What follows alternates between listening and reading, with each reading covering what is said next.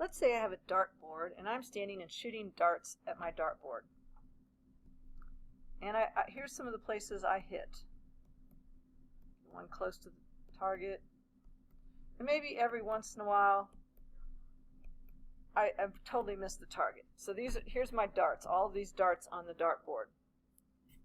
Now, if I were to take away the dartboard, you could, and I told you I was shooting darts at a dartboard, you could probably figure out pretty much where I was aiming. Assuming I'm a decent enough shot, you would probably pick that somewhere in the center of all these points is where my bullseye is that I'm aiming at. This was like our sampling distributions in Chapter 7.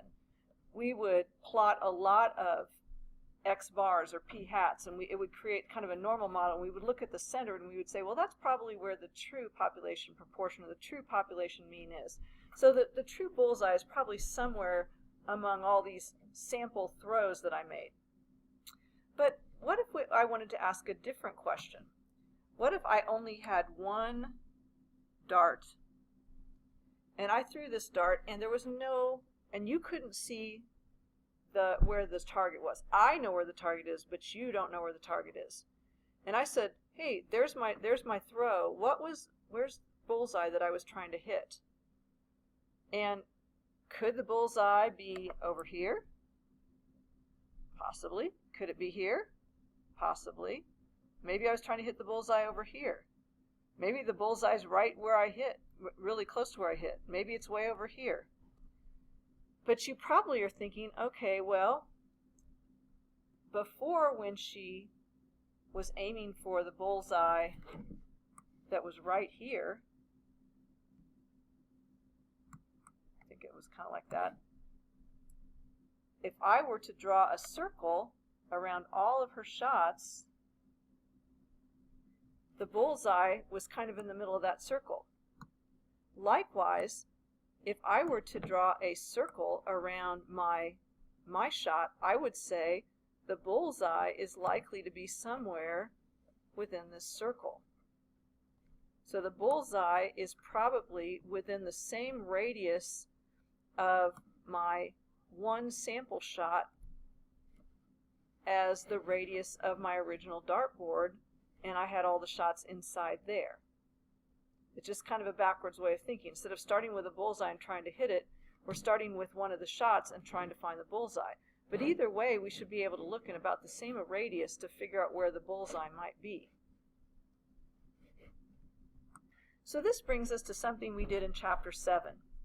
Each of these graphs represents 10,000 sample proportions from 10,000 different samples of size 50 from a population with a given population proportion that's written above each graph. So if I were to look at any individual dot on this, in this group of 10,000 values, each dot is a p hat from a sample where n equals 10,000, or sorry, n equals 50. But I have 10,000 of those samples. So it's a sample of size 50, but I have 10,000 samples. Notice that each of these is centered at the true population proportion. So for example, this is centered at 0.1, this is centered at 0.2, 0.3, 0.4, 0.5,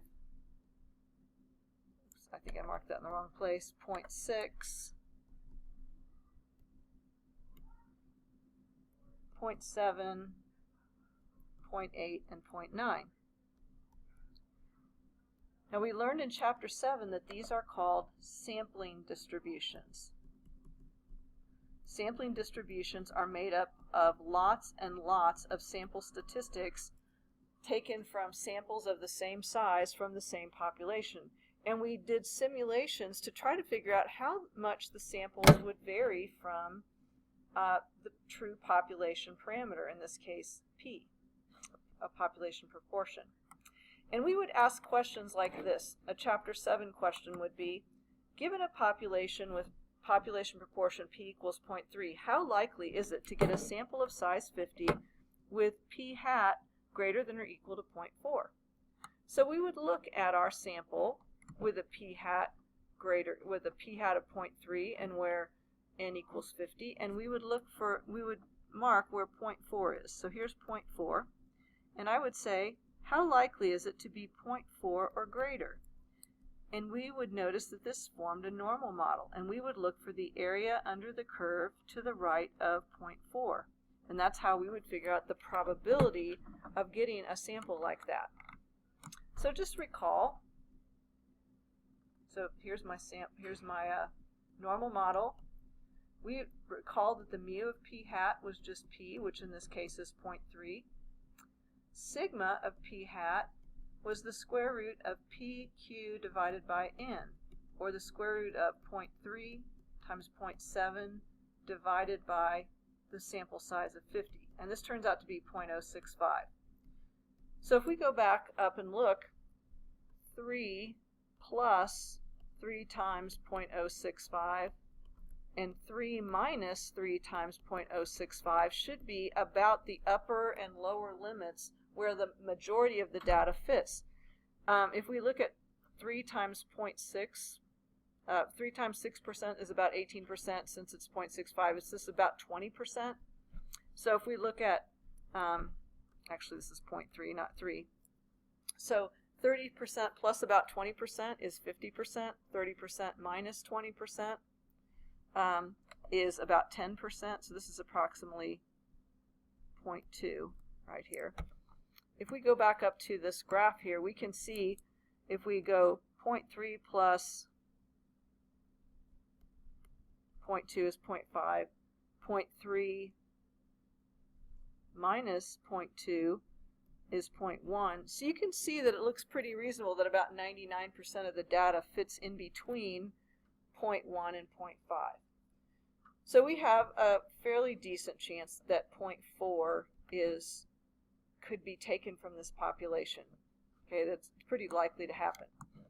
Now, what would a Chapter 8 question be, though? In a Chapter 8 question, we turn this around. We say, given p-hat equals 0.4 from a sample of size 50, what are plausible values for p, the population proportion?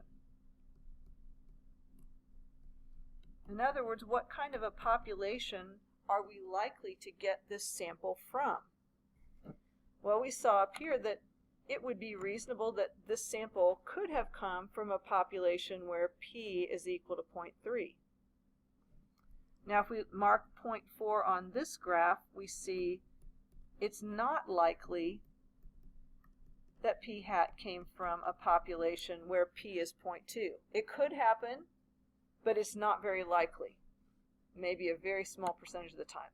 Now, of course, it's very likely that p-hat equals 0.4 came from a population where p is actually 0.4. That would make sense. If we mark where 0.4 is on this next graph, it's also quite likely that p-hat equals 0.4 came from a population where p is 0.5. Now, if we mark 0.4 here, we can see, yes, pretty unlikely that p equals 0.4 came from a population where p is 0.6. So what we're going to do in this chapter is we're going to turn it backwards. We're going to say, I have a sample and I have a certain sample statistic, a proportion or a mean, and I want to know what population could it have plausibly come from. And so our range of values, rather than being how much x bar can vary from the mean, is where the mean could possibly be located, seeing that it is somewhere around x bar, or that x bar has to be within a reasonable distance of the true mean. Or sorry, in this case I'm talking about p-hat rather than x bar. So this is what we're going to be doing in Chapter 8.